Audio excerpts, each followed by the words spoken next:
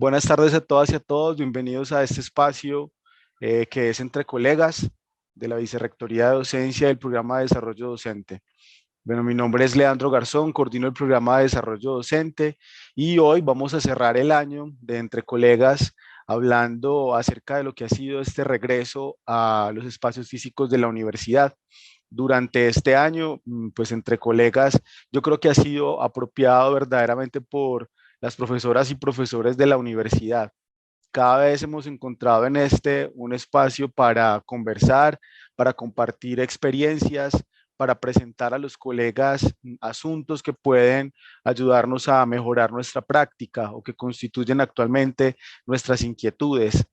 Por eso creo que es cada vez más un espacio para la conversación, donde independientemente de lo que estemos haciendo en la universidad, somos universitarios, profesores y colegas. En la tarde de hoy, pues entonces vamos a escuchar a tres profesores que tenemos invitados, el profesor Mauricio Múnera, la profesora Ángela Franco, el profesor Francisco Gutiérrez.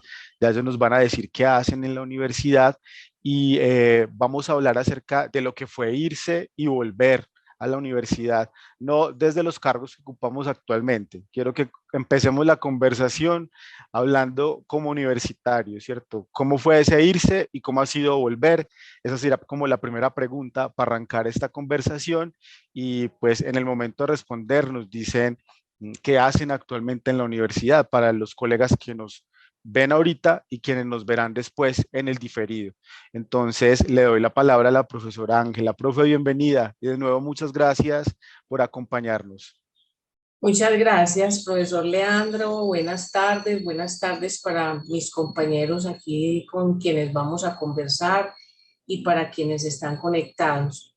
Yo soy Ángela María Franco Cortés y soy la decana de la Facultad de Odontología.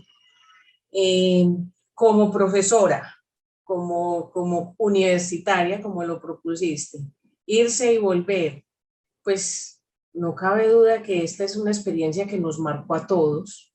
Como dice el cuento, a nadie le había tocado una pandemia y por lo tanto vernos enfrentados a esta situación de encierro. Recuerden pues lo que fue ese encierro de marzo, más o menos junio que tuvimos el año pasado, julio. Pues a todos nos impresionó mucho y sobre todo eso, el habernos tenido que ausentar totalmente de la universidad.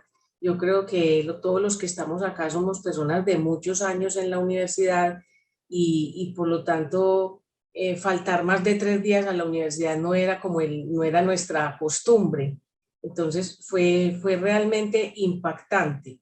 Fue impactante tener que empezar como a pensar en que estábamos en otra situación y que había que enfrentar las labores que no se podían detener, que había que enfrentarlas desde esa otra perspectiva, por ejemplo, de la virtualidad.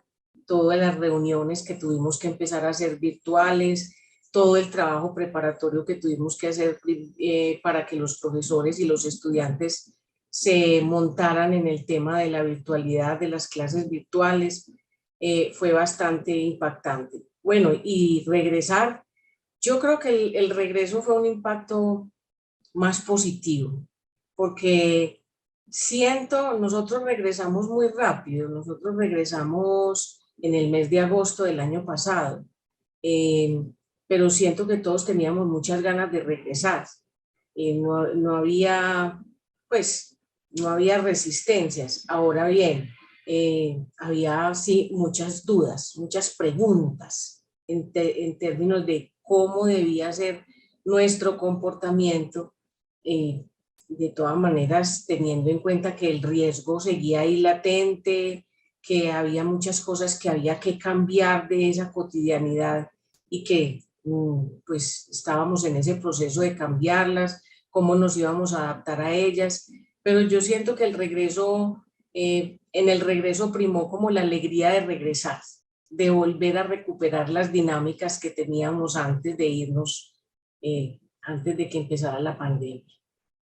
Muchas gracias, profe. Ahora démosle la palabra al profesor Mauricio. Buenas tardes para todos. Bueno, soy Mauricio Monera Gómez, soy profe de la Facultad de Educación y desde el mes de septiembre asumí la jefatura del Departamento de Formación Académica de la Escuela de Idiomas. Estoy acá un tiempito prestado sirviendo a esta dependencia y aprendiendo evidentemente de otros procesos de la universidad. Pues Leandro, la pregunta que nos formulas a mí me toca fundamentalmente el alma. Yo recuerdo lo que implicó para muchos de nosotros abandonar los espacios colectivos en los que llevábamos a cabo diferentes tareas formativas y en los que Ujú. tejimos vínculos con nuestros colegas, estudiantes, con la parte administrativa. Y esto no fue un asunto fácil. En medio de la incertidumbre dejamos de habitar la universidad y fuimos transitando de a poco hacia otras maneras de construcción del conocimiento por medio de la virtualidad, por medio de las mediaciones tecnológicas.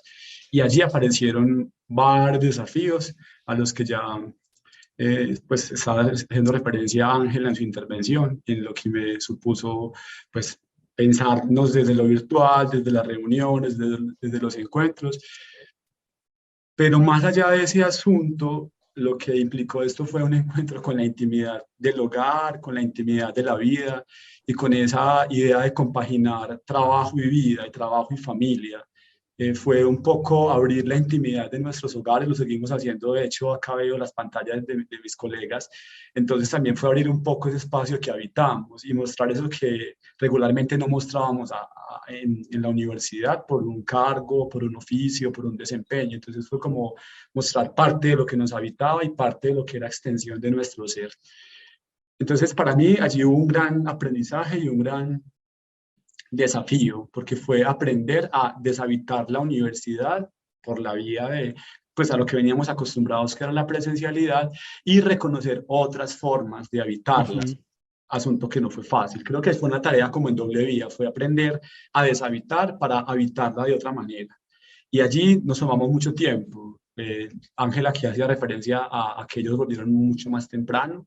Nosotros apenas estamos en la escuela de idiomas retornando hace poco, a partir del 8 de noviembre, porque nos tomamos todo este tiempo, al menos con los asuntos de formación académica de los estudiantes y con los programas. Entonces, bueno, ahora voy a la segunda parte de la pregunta que nos formulas. Así como el irnos trajo consigo preguntas, insatisfacciones, incertidumbres, el retorno también ha implicado, perdón, allí la construcción de nuevos aprendizajes y la configuración de nuevos rituales. Para mí es como la palabra con la que asocio ese retorno, unas nuevas ritualidades, una manera distinta de volver a estar en la U bajo otras modalidades que antes quizás no habíamos reconocido o que aún reconociéndolas no nos atrevíamos a desandarlas, a caminarlas. Entonces allí también se ha dado un aprendizaje bien especial y vuelve y sucede entonces el ejercicio de compaginar diferentes dimensiones de la vida, mentales, emocionales, físicas, familiares, espirituales, que hacen parte de la vida y que hacen parte de esa condición humana. Eso para mí ha representado el volver a habitar la universidad. Ahora, este tiempo en lo que llevamos caminando en la escuela de idiomas, también ha implicado la necesidad de repensarnos de otra manera, de agenciar la creatividad, de propiciar la transformación, de construir caminos con los otros. Porque también veníamos en unas lógicas, no lo digo solamente por el ejercicio en la escuela de idiomas, sino en la universidad y también en mi facultad, en la Facultad de Educación, en la que pensamos desde unos ciertos lugares en los que oficiamos unos roles concretos, o de jefe, o de decano, de vicedecano, de profesor, pero acá implica reconocer también las voces de otros que hacen parte de esos encargos formativos. Entonces, también qué está pasando con ellos. Y ese es un ingrediente fundamental para pensar el retorno. Cómo integramos las voces de nuestros estudiantes, de nuestros profesores, para que el ejercicio de volver también responda a esas condiciones que ellos requieren y que todos pues, requerimos en esto de habitar la universidad. Es casi que un movimiento paradójico, un movimiento como en doble vía, pero ahí también está el desafío de este tiempo. Cómo dejamos de ser los que fuimos para ser otra vez aquellos, pero también distintos. Sé que suena un poco enredado, pero va en ese juego, ¿cierto? Deshabituarnos, habituarnos y transformar esa manera de entender la universidad, porque efectivamente la universidad que estamos habitando no es la misma universidad que dejamos cuando nos fuimos al confinamiento. Bueno, muchas gracias. Yo voy a hacer aquí una salvedad, es que tengo como problemas con la red aquí, entonces en caso de que me vaya, pues volveré, pero entonces, dado que el guión lo tenemos ya en común, ustedes continúan la conversación en caso de que yo falle. Profesor Francisco, cuéntenos usted. Mauricio, Angelita, Leandro y John, un saludo muy especial y a todos los colegas de la universidad igualmente. Yo quiero empezar por tus últimas palabras, Leandro, y eso estará como una de las preguntas posteriores y es cuáles son las dificultades de esto y indudablemente en Robledo no tenemos red, así que es muy posible que me desconecte. Pero bueno, yo quiero partir igualmente con las palabras de Mauricio. Yo creo que, bueno, yo soy Pacho Gutiérrez, soy licenciado en Educación Física, estoy como profesor de la universidad hace 25 años. Actualmente soy el director del instituto. Y por supuesto, a mí me golpeó muy fuerte, pero muy fuerte el tenerme que aislar de la universidad porque yo no tengo un grupo de amigos, o sea, mis amigos son mis colegas de trabajo. O sea, yo no tengo un círculo de amigos más allá de lo que yo tengo acá con mi grupo de compañeros. Entonces, o sea, con mi entorno familiar, por supuesto, creo que todos vivimos situaciones muy complejas, ¿cierto? Estrés en la familia, en hijos adolescentes que podemos tener, sin dejar de cumplir con los temas de las obligaciones de la casa, además en una situación de miedo. Yo recuerdo mi primer salida fue hacerle el chequeo al carro y yo salí en una paranoia impresionante, creía que todo el que se me arrimaba me iba a contagiar, yo corría, cambiaba de acera y eso me llevó a una situación muy compleja y no puedo evitar también ponerme en el otro rol de director en esta conversación, porque llegó un momento en que yo tuve que decir, tengo que verme en este rol, es como director. O sea, y yo tengo un conjunto de responsabilidades que suplir a un grupo de colegas, pero también yo estoy aquí por un grupo de estudiantes.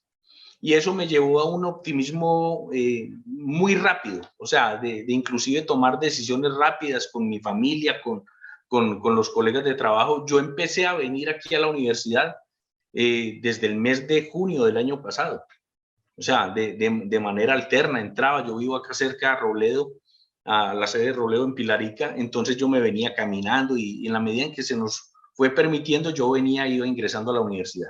Y eso me dio esperanza, y me dio esperanza y optimismo, y me encuentro con una colega que era egresada, pero además era ingeniera química y era experta en los temas de bioseguridad química. Y eso nos llevó a nosotros a tomar decisiones rápidas también, a tratar de evacuar ciertos miedos y a pedirle a la universidad que nos permitiera hacer intentos. Y yo creo que eso es parte pues de la conversación futura. Bueno, muchas gracias. No quería que arrancáramos como en seco a hablar de los asuntos administrativos, sino cómo nos tocó esto como personas y como profesores y como universitarios, pues como lo planteé. Ahora sí, hablemos cómo se prepararon desde sus unidades académicas, desde sus cargos, para comenzar como este retorno que ya hemos visto ha sido como de muy distintas maneras. Ha habido muchas maneras de volver a la universidad. Los que empezaron en agosto, el profesor Francisco tuvo otra manera de proponerlo allá en su unidad académica, idiomas hizo lo propio. Yo estoy apenas hace un par de meses viniendo aquí a la vicerrectoría. Ahorita estamos en 2 días en la semana, ¿cierto? Como viniendo de a poquito y de a poquitos también. Entonces quisiera que conversáramos sobre eso, cómo nos preparamos desde las unidades académicas para comenzar como este retorno gradual a los espacios físicos. Y quién de los tres quisiera empezar para yo no decir quién. Yo puedo empezar. Me parece bien, profe Ángela. Bueno, pues ahora cuando hiciste la pregunta y ya explicaste por qué quisiste empezar de esa manera, lo primero que pensé es que no fue, no fue fácil y además fue muy rápido que las circunstancias obligaron a que uno se pusiera más en la posición en el cargo en el que estaba, más allá de toda esa otra parte humana que es real y que existió, pero rápidamente el cargo lo mete a uno en una dinámica totalmente administrativa, es decir, en el caso mío, yo soy la decana aquí, tengo un equipo de trabajo, tengo el consejo de facultad, tengo el equipo administrativo, pero aquí tenemos que tomar decisiones rápidas, aquí hay que empezar a pensar qué es lo que vamos a hacer y cómo lo vamos a hacer. Entonces, yo sentí realmente que ese fue un periodo muy cortico entre el momento en que nos aislaron y el momento en que tenemos que empezar a poner ya la cabeza totalmente pues en las responsabilidades administrativas. En el caso nuestro, había como 3 factores a tener muy en cuenta. El primero, somos una facultad de la salud y recuerden pues ustedes que todo este tema ha girado, digamos, con más fuerza alrededor pues de los trabajadores de la salud, por unas y de otras circunstancias pues que no vamos a entrar a enumerar porque las hemos oído hablar muchas veces, pero obviamente no era lo mismo decir va a regresar la facultad de comunicaciones, va a regresar la facultad de odontología. Lo primero. Lo segundo, dentro de la salud, odontología. Para el mes de junio, la odontología en el país prácticamente no existía. Todos los profesionales de la odontología estaban conminados a 0 práctica clínica en razón de lo que se asume como un mayor riesgo de contagio por la cercanía con el paciente, por la cercanía con los fluidos del paciente, por lo que puede ocasionar el cruce de elementos de trabajo y la contaminación que se puede dar ahí. Entonces, odontología, digámoslo así, estaba un poco más restringida que otras áreas de la salud incluso. Y una tercera cosa muy importante que ustedes me la van a entender muy fácil es imposible enseñarle a un estudiante, voy a hablar del procedimiento más elemental y el que cada vez nos gusta hacer menos, enseñarle a un muchacho a sacar una muela por virtual. Es decir, yo no le puedo enseñar a un muchacho a que extraiga un molar mostrándole por aquí, probablemente le puedo mostrar algo de la técnica, en fin, pero el muchacho si no lo hace en vivo y en directo, con seguridad pues que el conocimiento va a ser insuficiente. Entonces, éramos y somos una facultad muy abocada a regresar a la presencialidad lo más rápido posible para que los muchachos no perdieran ese ejercicio práctico y para que los pacientes mantuvieran la continuidad de sus tratamientos, que era otra cosa que nos estaba presionando mucho porque los tratamientos se paran y entonces se empiezan a dañar, se empiezan a estropear, empiezan a suceder cambios en la boca de las personas que estropean los tratamientos. Con todas estas cosas nos vimos enfrentados.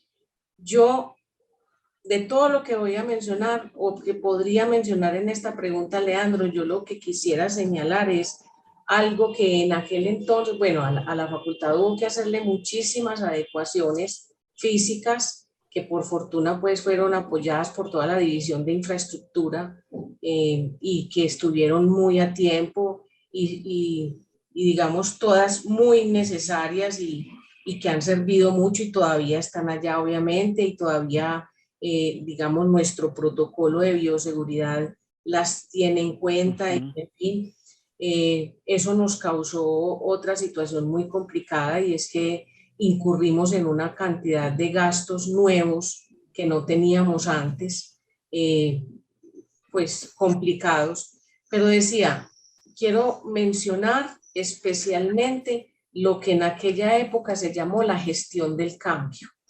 Es decir, cómo esperar, cómo recibir a los empleados, a los profesores y a los estudiantes para prepararlos para ese cambio, cómo gestionar ese cambio.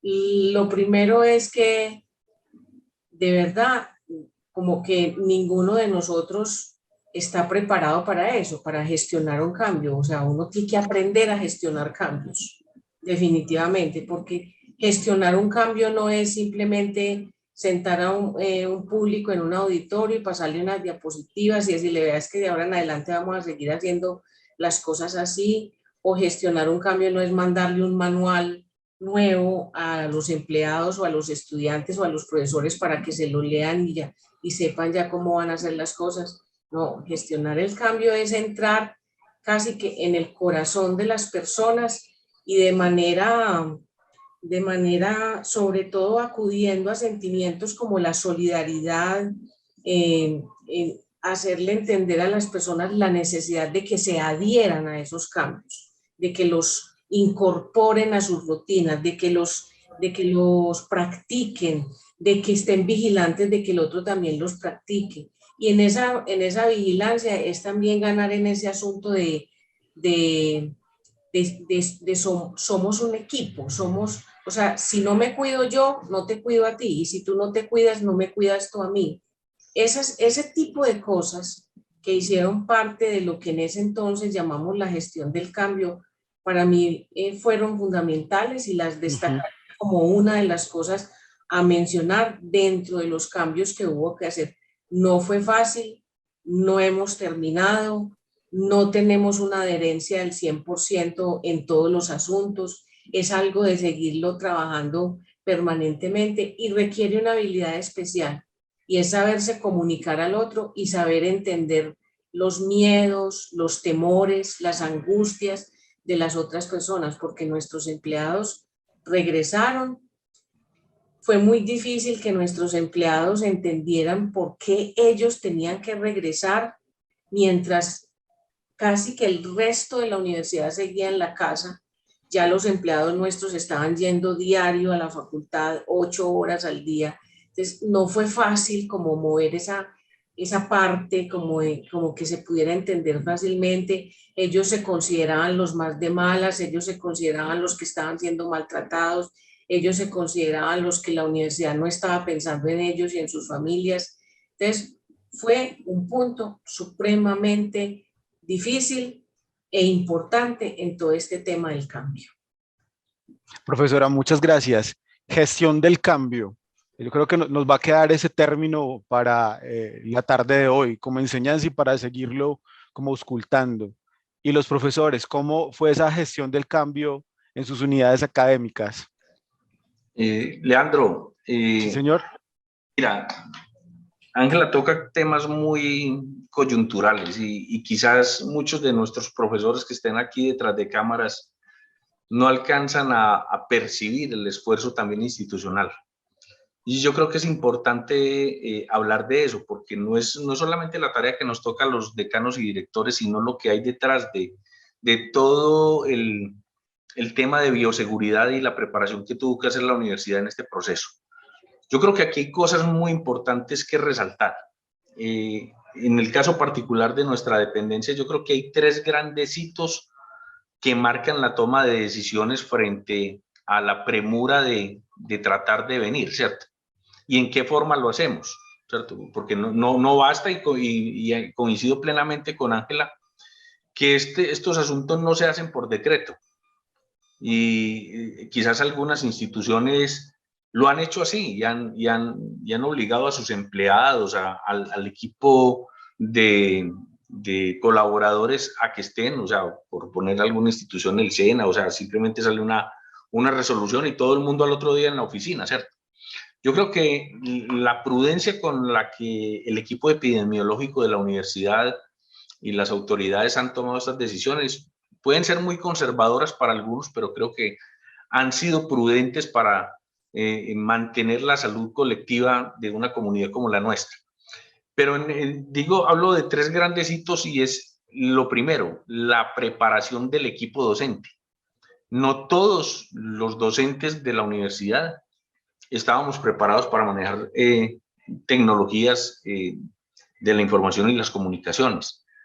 O sea, en el caso nuestro, migrar de tener 25 cursos apoyados por las TICs antes de la pandemia, que hoy tengamos el 100% de los cursos apoyados por ellas o con muchos cursos virtuales, ya eso es un asunto invaluable, donde, por ejemplo, para ellos se sumaron en acciones voluntarias estudiantes capacitando a profesores. O sea, no solamente con los apoyos de lo que tenía la universidad, sino como nuestros estudiantes también, que son más expertos en el manejo de las TICs, ayudaron a que muchos de los docentes abordaran este tipo de capacitaciones. Otro hito importante que yo quisiera resaltar, y que para ello vi por acá también a mi colega Viviana Giraldo, que es una de las personas pues, que apoyó todo este proceso del montaje de bioseguridad en la dependencia, es el acompañamiento que hemos tenido de parte de la universidad y cómo hemos sido también escuchados nosotros, por ejemplo, en el tema del manejo de los escenarios deportivos y en el tema de bioseguridad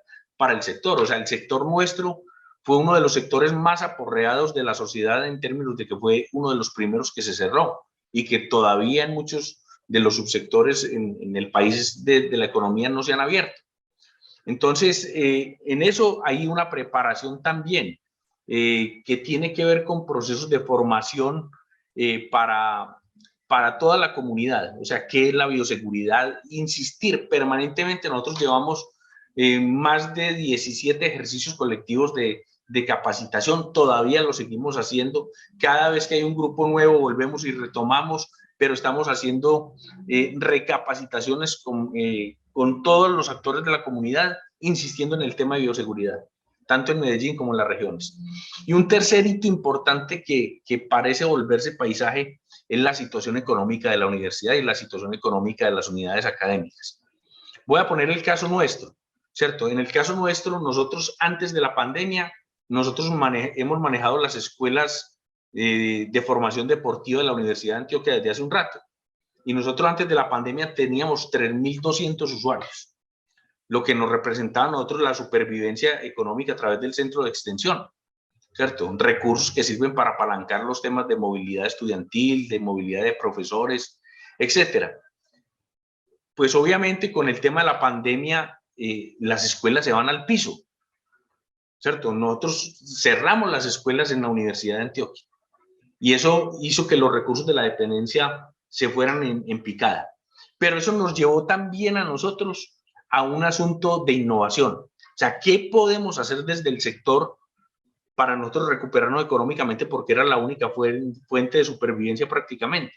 Entonces, logramos disparar las asesorías, las consultorías, pero un asunto tan inverosímil como decir que estábamos exportando taekwondo virtual a China, ¿cierto? De tener cursos o cursos de manejo de primera infancia para las madres cuidadoras en Estados Unidos, las baby sister en Estados Unidos, en España, en Canadá, o sea, con temas de crianza y desarrollo infantil. Entonces, o sea, yo creo que esos son temas que también hay que valorar dentro de los aspectos positivos que ha significado esta pandemia. A nosotros nos puso en un escenario de dificultad, pero yo creo que el acompañamiento de la universidad y el esfuerzo de cada uno de los docentes y equipos de trabajo en hacer otras cosas, yo creo que eso hoy ha volcado no solamente al instituto, sino a la universidad a otro tipo de asuntos.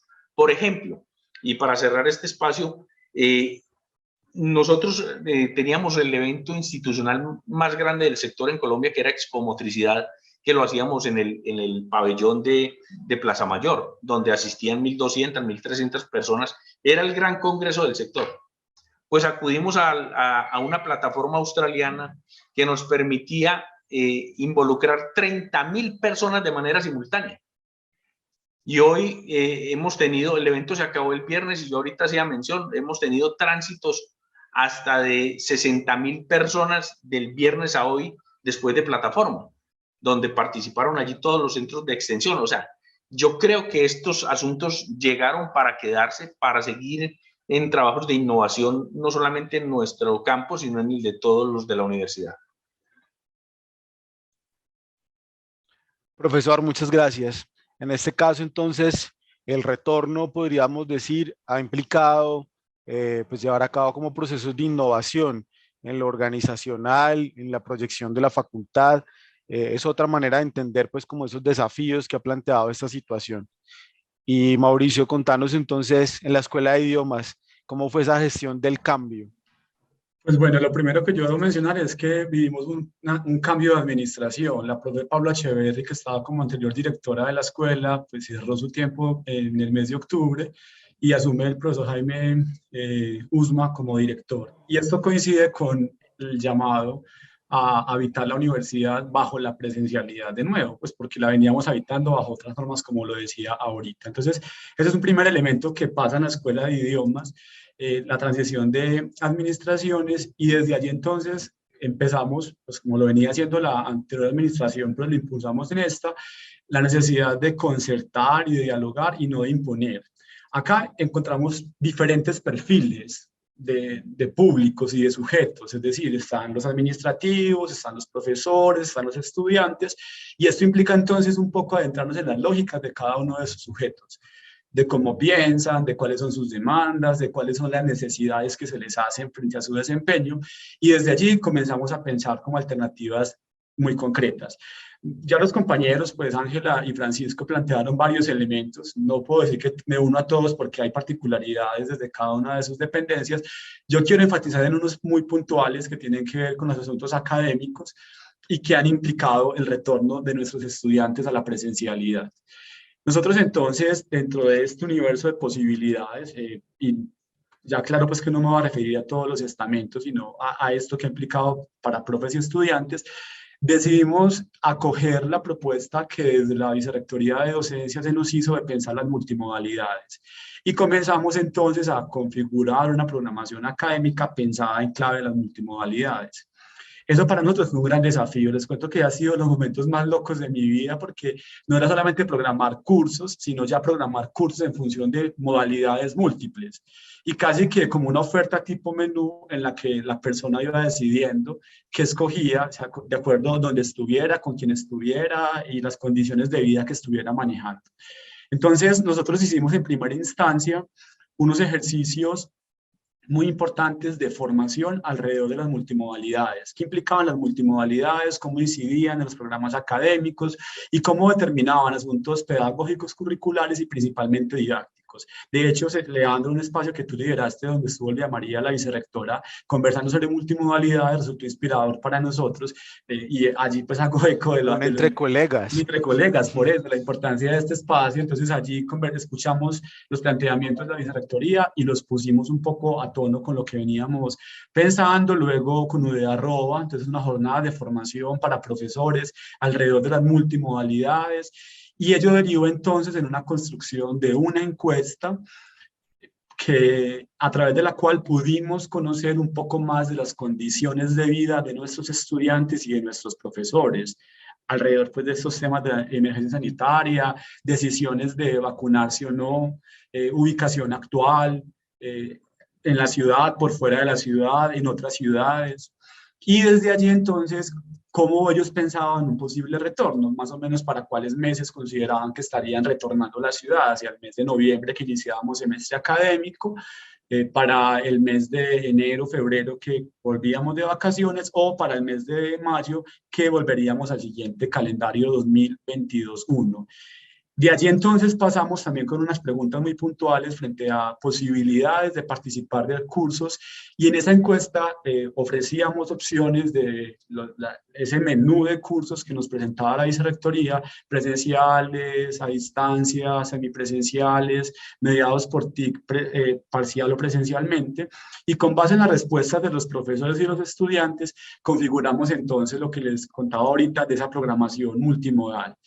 Eso fue, como les señalé, un ejercicio muy interesante, porque entonces no era solamente definir que todos eran cursos virtuales o que todos eran cursos presenciales, porque pensamos en esa premisa de un retorno gradual y seguro, no un retorno impuesto.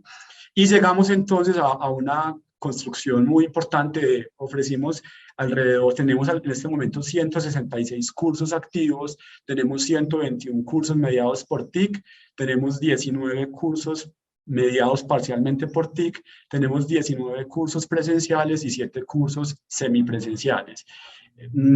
Simplificando estos números, tenemos 45 cursos que suponen una presencialidad de alguna manera, sea total o sea parcial, o que implique mediación por TIC.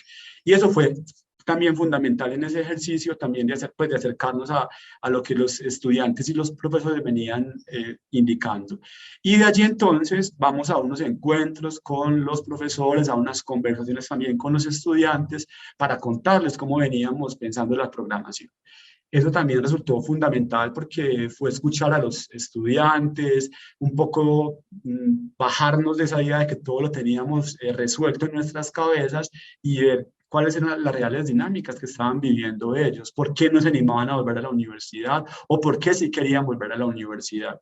Y entre esos ires y venires, se dio la programación académica, comenzamos con su desarrollo y en este momento entonces estamos pues allí desarrollando diferentes actividades académicas y respetando ciertas particularidades de nuestros estudiantes y nuestros profesores, porque nos dimos cuenta con ello, muchos estudiantes estaban por fuera de Medellín, no estaban ni siquiera en Antioquia, eso no lo sabíamos, no sabíamos dónde estaban los estudiantes, no sabíamos dónde estaban los profesores. Entonces la encuesta resultó fundamental para ese ejercicio de reconocimiento como de esa geografía y de esos relieves de la escuela de idiomas.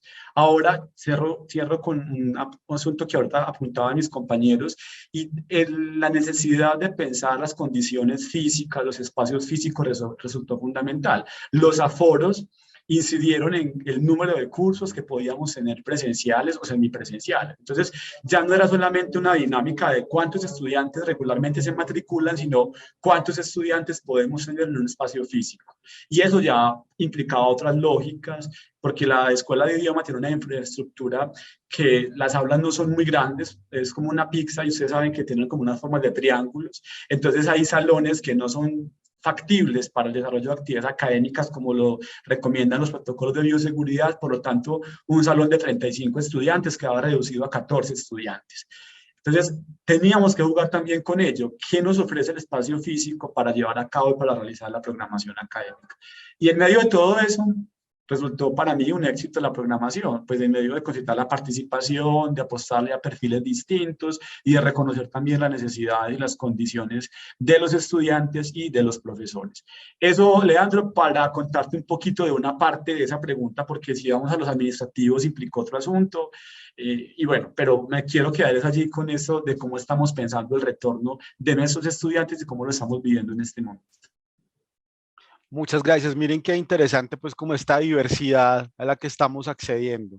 Hemos hablado de gestión del cambio, de innovación también y como esa transformación a partir de la incursión de otras modalidades en la oferta formativa para los estudiantes. Y esto solo, estamos accediendo solo a 3 unidades académicas. Yo estoy seguro de que si preguntáramos esto en cada una de las unidades de la universidad, tendríamos experiencias muy distintas y también muy enriquecedoras de lo que ha sido pues como sí este desafío, pero también este aprendizaje.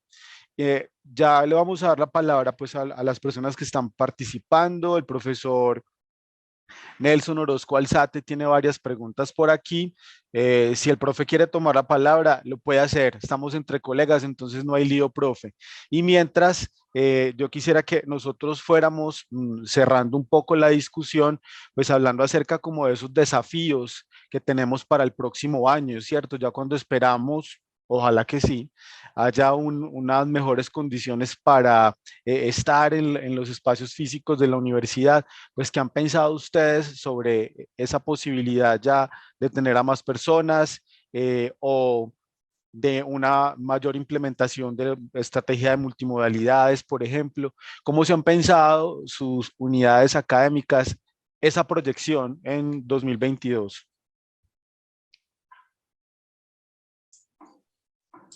Bueno, pues yo señalaría 2 o 3 cosas que me parecen importantes con relación a ese regreso que ya he insistido pues suficiente que en el caso nuestro no se siente tanto como esa palabra regreso con tanta fuerza por lo que ya les he contado, pues, pero de todas maneras el año entrante sí va a haber cambios. Nosotros, por ejemplo, hasta ahora teníamos muy pocas clases teóricas presenciales, ya el año entrante la idea es ir incrementando esas clases y bueno, y abrir esa ventana también de oportunidad para que los cursos teóricos se realicen de manera presencial, entre otras cosas, y eso será materia, yo creo que de otra conversación, por todos los aprendizajes que nos ha dejado esta experiencia de la virtualidad, que en términos generales uno podría decir, hombre, pues tuvimos la opción y gracias a esa opción no se paró todo y seguimos andando y los estudiantes pudieron terminar sus cursos teóricos y en fin. Pero también por otro lado nos deja unas grandes preocupaciones en términos de la calidad de la educación o de la educación de calidad.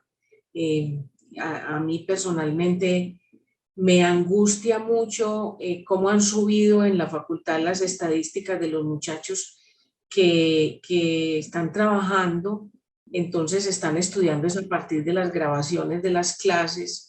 Eso obviamente trae una cantidad de cosas que no en todas las ocasiones son buenas, pero bueno, ese yo creo, Leandro, que es un punto y aparte muy grande y es todo lo que nos deja de cuestionamientos de lo que se ha afectado la educación de calidad con este tema de la virtualidad, porque solemos verlo por el lado de que ha sido una oportunidad de continuar, pero también hay otras cosas que en mi concepto personal dejan mucho que desear. Quería destacar en ese sentido la labor de UDA-ROA y la importancia de que UDA-ROA nos siga acompañando, porque yo estoy convencida de que sin toda esa batería de cosas que nos facilitó UDA-ROA para docentes y para estudiantes, esto hubiera sido mucho más difícil. Entonces ahora viene una nueva etapa en la que yo me imagino que UDA-ROA también nos va a seguir prestando pues una ayuda, una colaboración, una guía, unas directrices muy claras. Yo creo que el año entrante vamos a necesitar ante todo paciencia. Solemos ser una comunidad académica un poquito impaciente, que quiere ver resultados inmediatos, que quiere ver las cosas, digamos, andando y andando bien inmediatamente. Y yo creo que nos vamos a equivocar, yo creo que hay cosas que no nos van a funcionar al primer intento. Yo creo que hay cosas en las que nos vamos a tener que ir acomodando poco a poco. Por lo tanto, yo pensaría que sobre todo paciencia, comprensión, es decir, comprensión con el otro no lo está haciendo no porque no quiere, sino porque quizás las condiciones no se juntan todas para que las cosas se den. Un poco como de aprender a manejar la contingencia, no desesperarnos porque las cosas no nos salgan bien en ese primer intento. Yo creo que todas esas cosas se le avecinan a la universidad porque es que una cosa es lo que hemos hecho hasta ahora y otra cosa es el año entrante tener de nuevo 20.000 personas en el campus y enfrentando una cantidad de cosas que hasta ahora, por más de todo lo que hayamos dicho en este rato, no las hemos enfrentado. Entonces, pues... Y que es muy difícil predecirlas. Y que es muy difícil predecirlas y que le vamos a poner toda la voluntad para que funcionen bien, pero algunas no van a funcionar bien.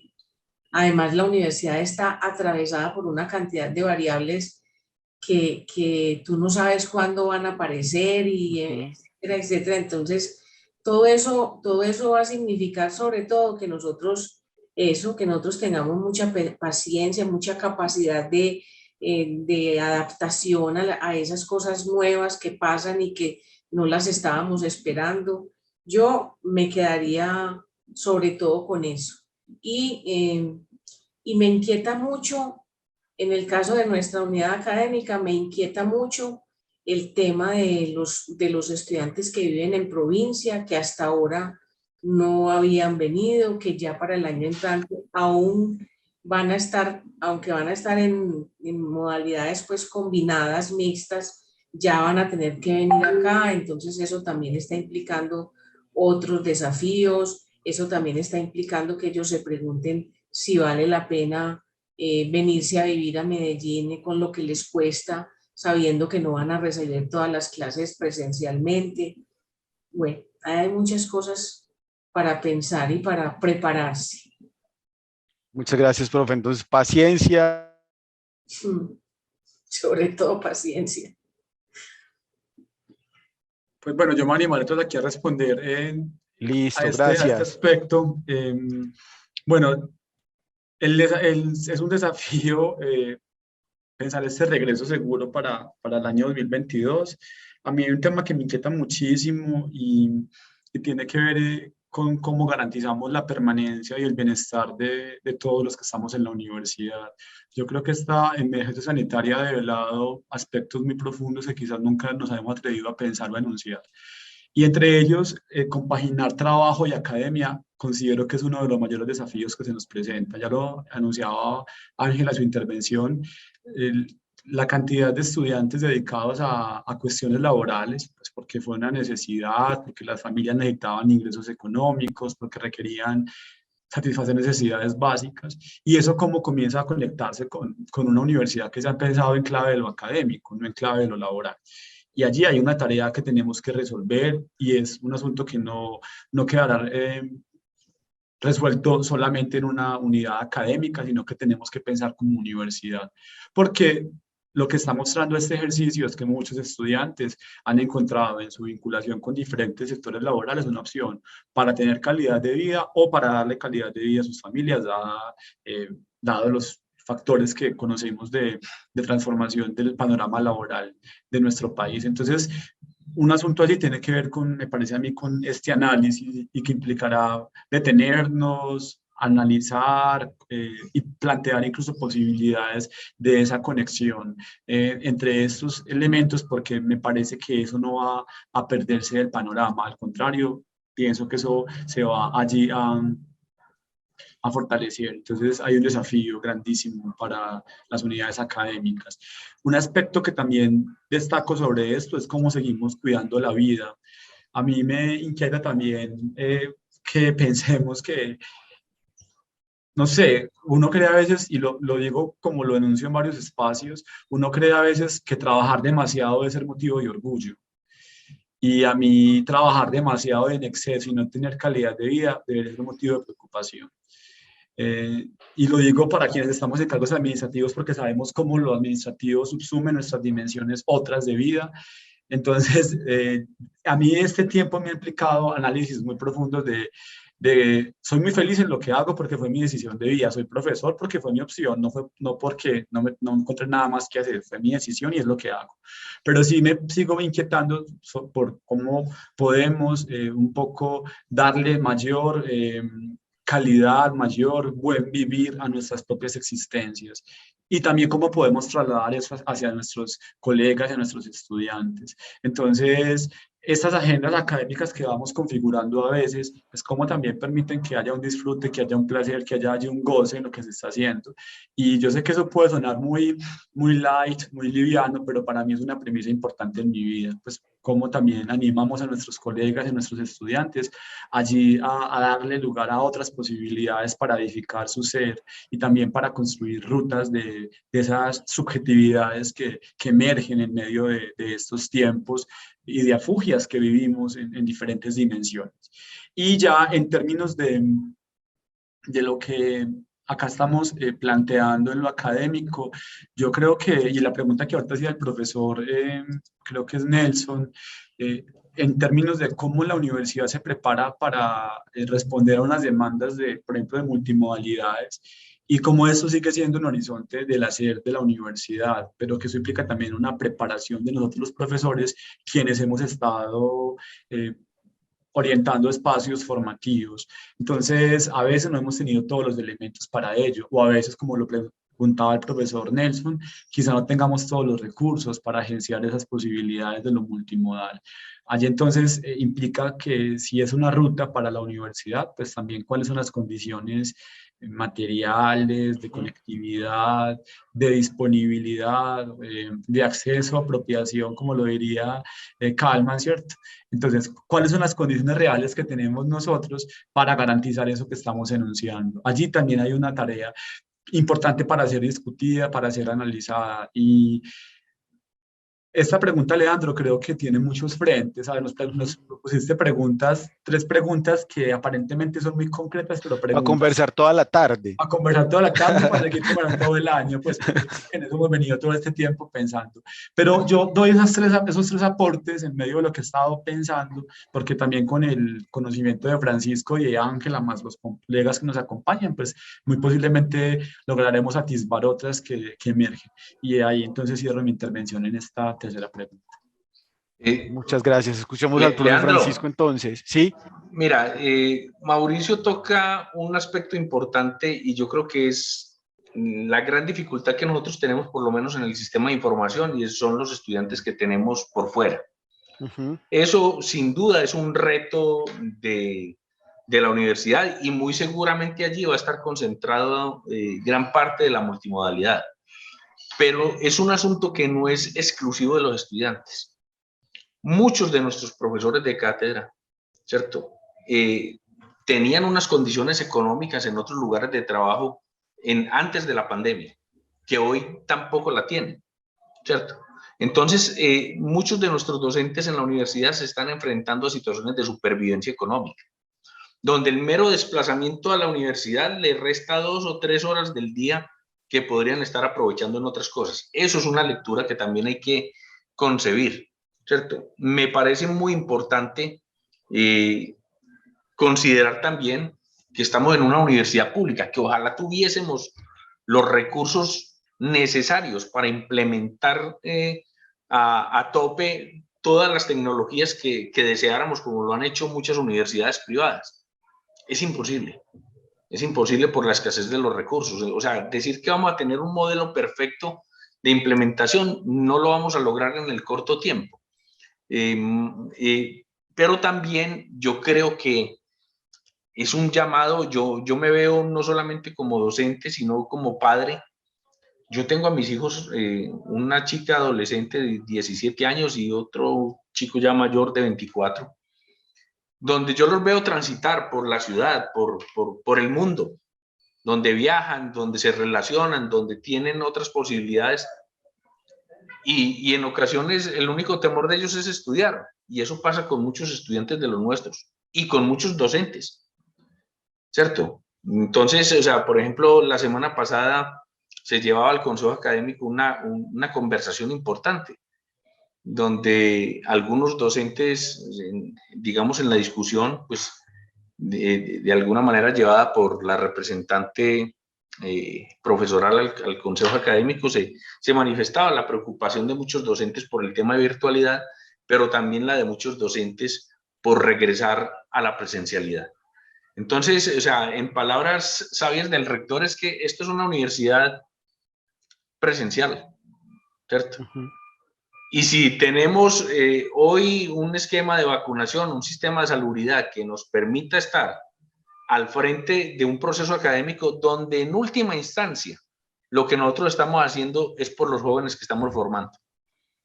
O sea, yo ahí me paro, no solamente, insisto, en el rol de maestro, sino en el rol de padre, ¿cierto? Mi hijo en una universidad, yo que espero que se forme y en las mejores condiciones. Yo creo que hoy tenemos que superar miedos, obviamente buscando las mejores condiciones para todos los actores de esta comunidad, tratando de suplir, y esa es la tarea que nosotros como decanos y directores y el equipo administrativo de la universidad tiene que tratar de velar para que las condiciones se den.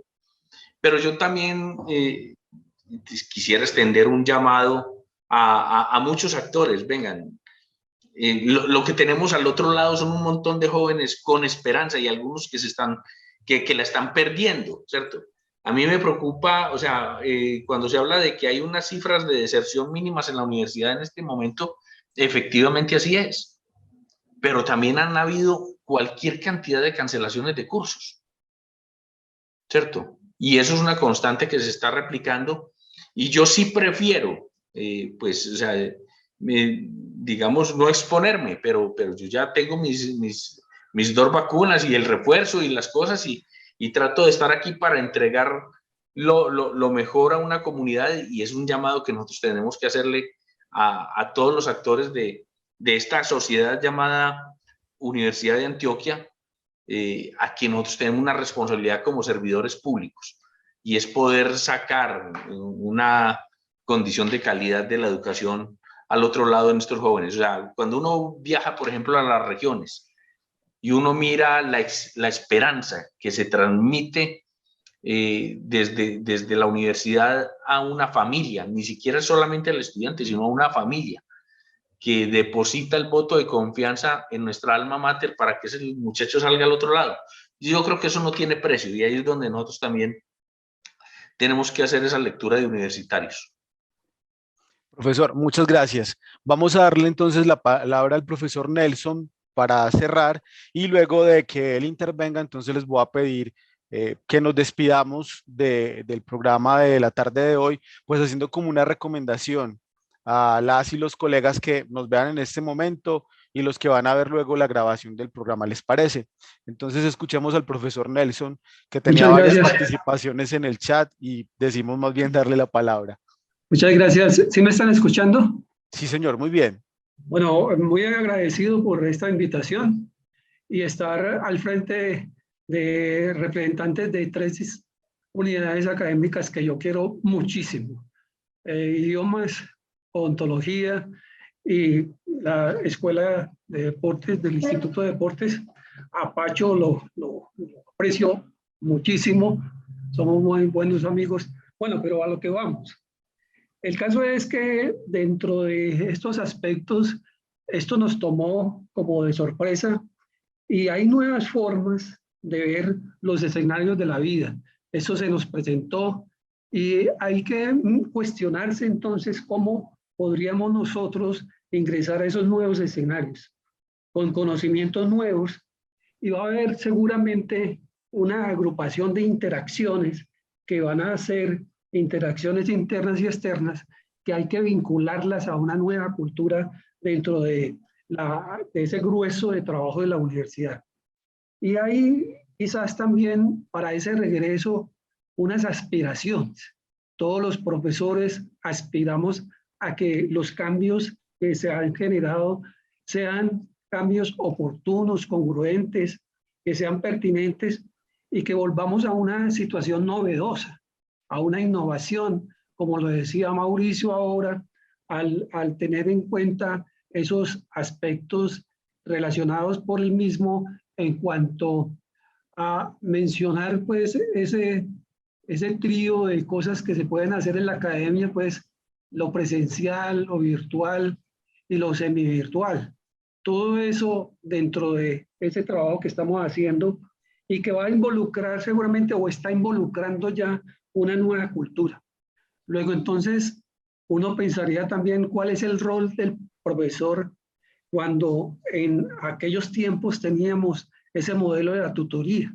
¿Cómo puede ser hoy aprovechar estos momentos para significar mucho la tutoría? El estudiante necesita al tutor. El estudiante en cualquiera de las modalidades de pre y post. Nosotros hemos venido en la Vicerrectoría de Docencia analizando todos estos elementos de la tutoría, cómo poder participar, cómo poder hacer que el estudiante regrese de una manera confortable a la universidad. Y ese papel lo tenemos que hacer nosotros como tutores. Desafortunadamente, no todos los profesores son tutores. El tutor hay que formarlo también. Y un tutor, todos los tutores sí son profesores, pero no todos los profesores son tutores. Eso requiere una formación. Y yo creo que es como la oportunidad, mis estimados amigos, de ventilar esta situación de la tutoría nuevamente en el académico. Yo he sido uno de los, mejor dicho, de los más que esté fregando pues a la comunidad directiva sobre esto. Colombia, que es una profesora muy importante para nosotros en la universidad, viene liderando todos estos aspectos de la tutoría.